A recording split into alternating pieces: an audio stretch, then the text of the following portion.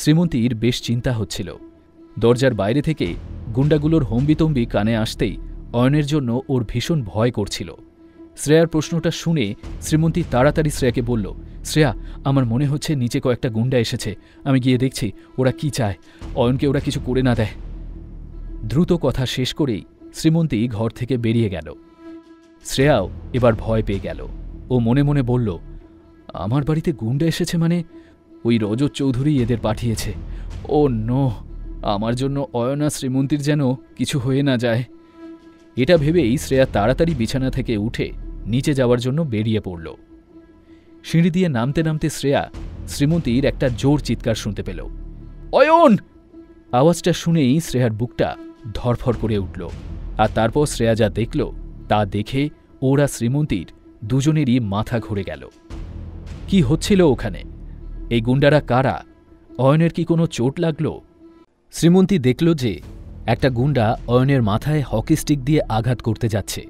তখনই সে অয়নের নাম ধরে জোরে চিৎকার করে ওঠে। ও মারাত্মক ভয় পেয়ে অয়নকে সতর্ক করতে চাইল, যাতে অয়ন পেছনে সরে যেতে পারে। কিন্তু এরপর যা ঘটল তা একেবারেই আলাদা ঘটনা। শ্রীমন্তী আর শ্রেয়া দুজনে দেখল যে অয়ন গুন্ডাটার হকি স্টিক ধরা হাতটা মুচড়ে ধরে 1 সেকেন্ডের মধ্যে তাকে মাটিতে ফেলে দিয়েছে। পরের মুহূর্তেই বিরাট চেহারার সেই গুন্ডাটা যন্ত্রণায় চিৎকার করে ঠিক একটা বাচ্চার মতো কাঁদতে লাগল। দৃশ্যটা দেখে শ্রীমন্তী আর শ্রেয়া স্তব্ধ হয়ে গেল। শ্রীমন্তী এর আগে অয়নকে মারপিট করতে দেখেছিল, আর প্রতিবারই শ্রীমন্তীর স্বামী তাকে অবাক করে দিত। তবে শ্রেয়া, ওর আগেই মনে হয়েছিল যে অয়ন নিশ্চয়ই ভিকি ভাইকে মেরেছে, না হলে ভিকি ওকে অত ভয় পায় কেন? কিন্তু চোখের সামনে এই দৃশ্যটা দেখে শ্রেয়া অবাক হয়ে গেল। একটা গুন্ডাকে অয়ন কুপকাত করে দিতেই বাকিরাও একে একে অয়নের ওপর হামলা করতে শুরু করল। কিন্তু অয়নের লড়াইয়ের দক্ষতা এমন পর্যায়ের ছিল যে তারা 4 জন মিলেও অয়নের শার্টের একটা বোতামও ছিঁড়তে পারল না। অয়ন যখন একাই গুন্ডাগুলোকে মেরে পাট পাট করছিল, শ্রীমন্তী আর শ্রেয়া তাদের চোখের পলক না ফেলে সেই দৃশ্যটা দেখছিল। শ্রীমন্তী অয়নের দিকে তাকিয়ে থেকেই শ্রেয়াকে বলল, শ্রেয়া, আমার বরকে কি হ্যান্ডসাম লাগছে রে? ঠিক যেন কোনো অ্যাকশন ফিল্মের হিরো না?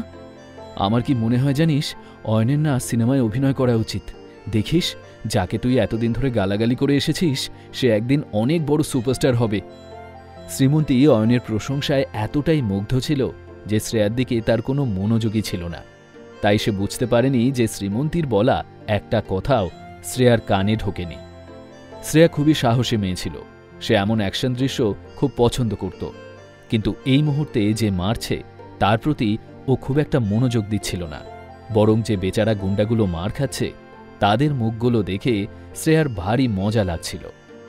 সে শ্রীমন্তীর কথা পুরোপুরি ইগনোর করেই বলে উঠল, ওয়াও, এই লোকগুলোকে এভাবে মার খেতে দেখে আমার যা মজা লাগছে না, সব ফ্রাস্ট্রেশন যেন 1 সেকেন্ডে উড়ে গেল। আমার তো এখন মনে হচ্ছে মুড ঠিক করতে হলে আমাকে রোজ এরকম মারপিট মানে অ্যাকশন দেখতে হবে। শ্রেয়ার মুখ দেখে যে কেউ বলে দিতে পারত যে সামনের এই দৃশ্যটা সে ভীষণই উপভোগ করছে। আর কিছুক্ষণ গুন্ডাদের মারধর করার পরে অয়ন এবার থামল। সে নিজে ঝুঁকে সেই গুন্ডাটার দিকে তাকালো যে প্রথমে অয়নের কলার ধরেছিল।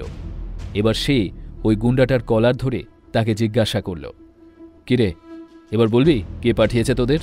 তোরা কারা বলবি, নাকি তোদের আরও একটু মজা দেখাবো?